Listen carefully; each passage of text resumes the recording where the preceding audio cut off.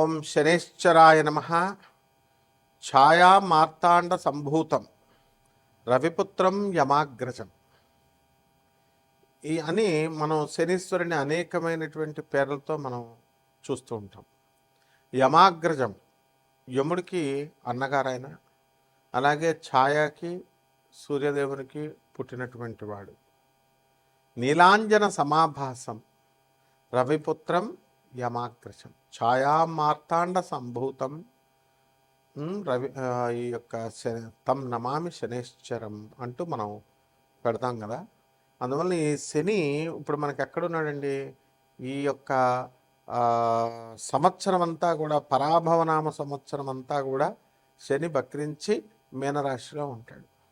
ఆ కారణంగా ఏమవుతుందంటే సాఫ్ట్వేర్ ఇంజనీర్లకి, మేధావులకి, ఆ తర్వాత బుర్ర ఉపయోగించి పెద్ద పెద్ద పోస్టుల్లో ఉన్నటువంటి వాళ్ళు ఉద్యోగాలకు అన్నిటికి కూడా చాలా భంగం కలుగుతుంది. అంతేకాకుండా ఆ యొక్క గురుడు మిథున రాశిలో ఉన్నాడు. అందువలన మనం కనుక గమనించినట్లయితే చిన్నజీర స్వామి ఇప్పుడు మన కాంట్రవర్సీలో ఇరుక్కున్నారు. అలాగే జ్యోతిర్మయ పీఠం ద్వారకలో మరి ఆయన ఉత్తరాఖండ్లో ఉన్నటువంటి దాంట్లో మరి ఈ యొక్క జగద్గురువులైనటువంటి అవిముక్తానంద భారతి గారు ఆయన ఇరుక్కున్నారు. కాంట్రవర్సీలే ఏముండవు. కాబట్టి ఇవన్నీ ఇలా పెద్ద పెద్ద వాళ్ళంతా కూడా పీఠాధిపతులు, బాగా ఫేమస్గా ఉన్నటువంటి వాళ్ళందరూ ఇరుక్కుపోతూ ఉంటారు. అలాగే పెద్ద పెద్ద ఉద్యోగాల్లో చేస్తున్నటువంటి వాళ్ళందరికీ కూడా ఆర్టిఫిషియల్ ఇంటెలిజెన్స్ వచ్చిందని చెప్పి ఉద్యోగాలు కోల్పోతూ ఉంటారు. ఇది ఈ సంవత్సరం అంతా కూడా జరుగుతూ ఉంటుంది. ఇక మనకి వివాహాలు, ఇప్పుడు విజయ దేవరకొండను మనం కనుక తీసుకున్నట్లయితే అదే శని అతనికి మేలు చేసింది. శని మహాదశ, శనిలో శని జరుగుతున్నాడు. ఆరుద్ర నక్షత్రం అతనిది, మిథున రాశి. మరి రష్మిక మదన్నది ఏంటండి? మరి స్వాతి నక్షత్రం తులారాశిది. మరి వీరిద్దరికి కూడా వివాహం చేసింది. మన వాడికి రవి, శుక్ర, తర్వాత గురు గ్రహాలు ఇద్దరు కూడా కలిసి రాహుతో కలిసి ఉండడం వల్ల, ముఖ్యంగా మిగతా గ్రహాలను వదిలేసేయండి, శుక్ర గురు గ్రహాలు ఇద్దరు కూడా కలిసి ఉండడం వల్ల మనకి శని దృష్టి ఉండడం వల్ల మనకి తనకి వివాహం జరిగింది, మంచిగా ఇదైంది.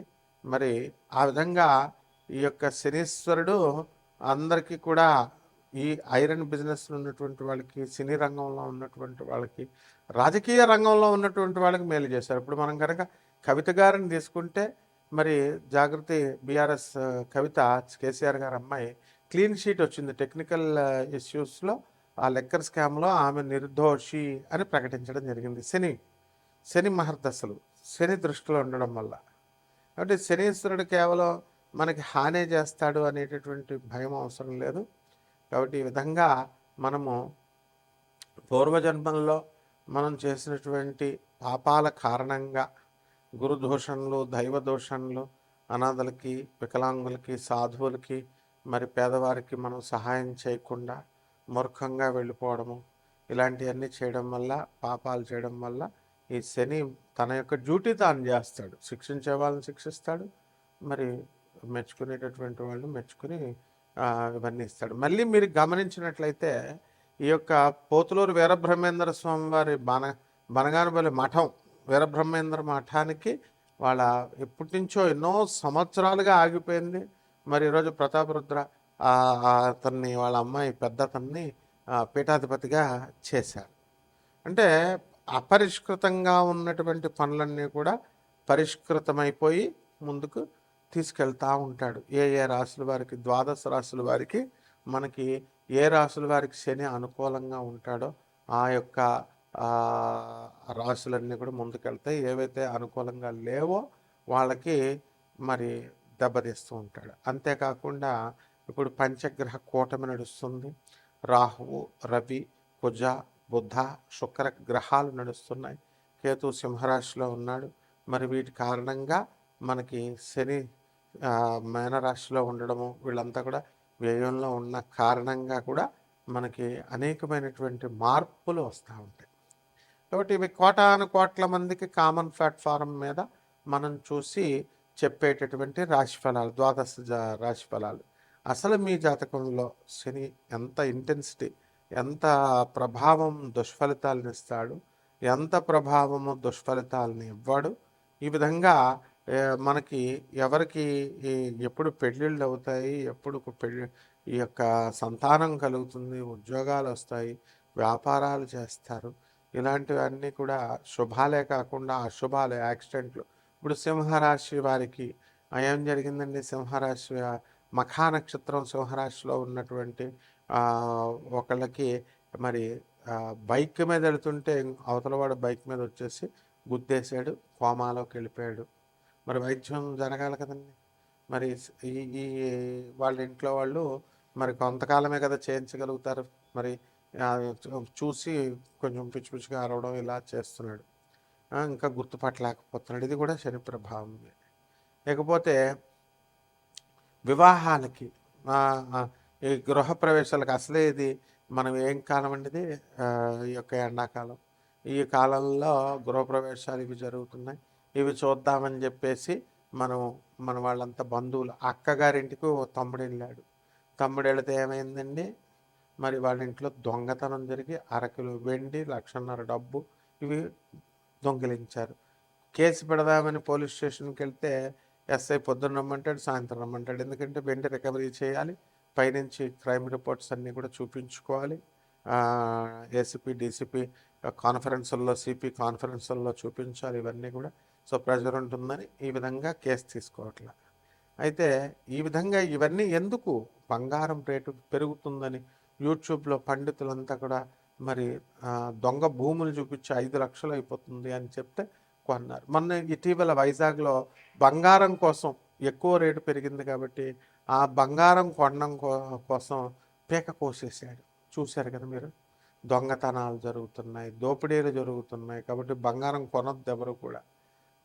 పేదవాళ్ళ యొక్క కర్స్ అనేటటువంటిది బాగా పడుతుంది, శాపం అనేటటువంటిది. కాబట్టి మీ వ్యక్తిగత జాతకాల కోసం మమ్మల్ని సంప్రదించండి. పూర్తిగా ఏమి కావాలో అన్నీ కూడా, ఉద్యోగాలు ఎప్పుడు వస్తాయి ఇవన్నీ కూడా. ఇక ద్వాదశ రాశి వారి అందరికీ కూడా మనకి ఒక్కొక్క రాశి వారిగా ఈ పరాభవనామ సంవత్సరంలో మనకి ఏం జరుగుతుందో చూద్దాం. సింహరాశి. ఈ సింహరాశి వారికి అందరికీ కూడా జన్మంలో ఉన్నటువంటి కేతుగ్రహం, సప్తమ స్థితిగతుడైనటువంటి పంచగ్రహ కూటమి ఇవన్నీ కూడా అద్భుతాలు సృష్టిస్తారు. గ్రహణాలు అసలే రాబోయేటటువంటి చంద్రగ్రహణం మరి ఇది మీకెంతో, మీ జన్మరాశిలోనే ఉభా నక్షత్రం 2వ పాదంలోనే ఏర్పడుతుంది. దీనివల్ల మీకు కాస్త గ్రహణాన్ని చూడకూడదు అంటున్నారు. ఏంటి చూడకూడదు? ఈస్ట్ ఆసియాలో ఫార్మ్ అవుతుంది. అమెరికా, ఆస్ట్రేలియా, న్యూజిలాండ్లో ఫార్మ్ అవుతుంది. What happens if you sees? ఇప్పుడు ఇది అద్భుతమైనటువంటి ఈ యొక్క ఖగోళ రహస్యం. ఇది ఖగోళంలో జరిగేటటువంటి వింతను మీరు ఆస్వాదించండి తప్పకుండా. అయితే ఈ యొక్క సింహరాశి వాళ్ళందరికీ కూడా జీవిత భాగస్వాములతో, వ్యాపార భాగస్వాములతో అందరితో కూడా వితండవాదాలు చేసుకోవడానికి అవకాశాలు ఏర్పడతాయి. కాబట్టి వితండవాదాలు తగ్గించుకోండి, ముందుకు వెళ్ళండి. అలాగే ఆర్మీలో పనిచేస్తున్నటువంటి వాళ్ళందరికీ కూడా లాంగ్ లీవులు దొరకడం ఇవన్నీ ఉంటాయి.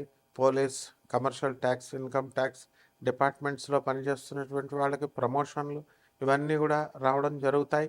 అదేవిధంగా మీ పిల్లలందరూ కూడా అమెరికాకి వెళ్ళాలని ఆలోచించే వాళ్ళు వెళ్తారు.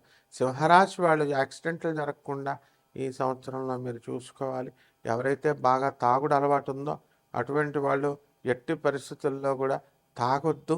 ఎందువల్లంటే తాగి బండి నడపడం వల్ల యాక్సిడెంట్ అయ్యి కోమాలోకి వెళ్ళిపోయినటువంటి వాళ్ళు ఈ రాశిలో ఉన్నారు. అలాగే కారు నడుపుతున్నటువంటి అమెరికాలో ఉన్నటువంటి చాలామంది బుల్లెమ్మలు ఉన్నారు. మరి వీళ్ళు ఇక్కడ కూడా బుల్లోళ్ళు ఉన్నారు. ఇండియాలో బాగా స్పీడ్గా బుల్లెట్ని ఫుల్ స్పీడ్లో తీసుకెళ్తూ ఉంటారు. ఏమన్నా అంటే బుల్లెట్ మామూలు కాదు, ఆ బైకే 4 లక్షలు 5 లక్షలు అని ఫుల్ స్పీడ్లో వెళ్తారు. వీళ్ళకి మళ్ళీ పాటలు పెట్టుకుంటున్నారు, ఫోన్లో టాకింగ్ చేసుకుంటున్నారు, మైక్రోఫోన్లు పెట్టుకొని, ఏమిటవి పెట్టుకుంటారు కదా, ఇయర్ ఫోన్స్ పెట్టుకొని.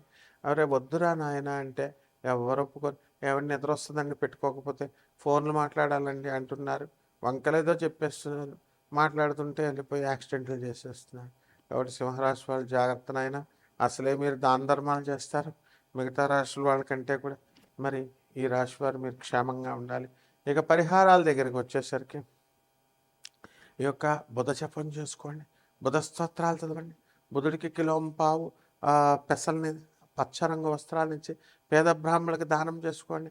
దశమహావిద్యల్లో ఒకటైనటువంటి బగలాముఖి అమ్మవారి యొక్క హోమాన్ని మీ ఇళ్లలో జరిపించుకోండి, మంత్రజపం చేసుకోండి. బ్రహ్మాండంగా ఉంటుంది. శుభమస్తు.